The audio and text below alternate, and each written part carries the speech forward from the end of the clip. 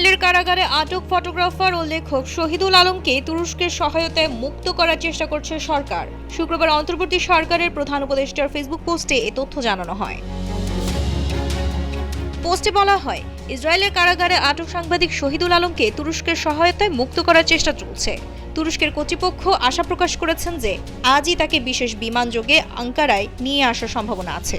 যদিও এই ব্যাপারে তুর্কি কর্তৃপক্ষ শতভাগ নিশ্চয়তা দিতে পারেনি। আঙ্কারায় নিযুক্ত বাংলাদেশের রাষ্ট্রদূত আমানুল হক গতরাতে এ তথ্য দিয়েছেন। পোস্টে আরও জানানো হয়, শহীদুল আলম ইসরায়েলি কর্তৃপক্ষের দ্বারা অবৈধভাবে আটক হওয়ার পর জর্ডান, মিশর ও তুরস্কে অবস্থিত বাংলাদেশ দূতাবাসগুলোকে ওইসব দেশের পররাষ্ট্র দপ্তরের সঙ্গে যোগাযোগ করে তাকে মুক্ত করার দ্রুত উদ্যোগ নিতে বলা হয়। দূতাবাসগুলো শহীদুল আলমের মুক্তির বিষয়ে স্থানীয় কর্তৃপক্ষের সঙ্গে সার্বক্ষণিক যোগাযোগ রাখছে বলেও জানানো হয়।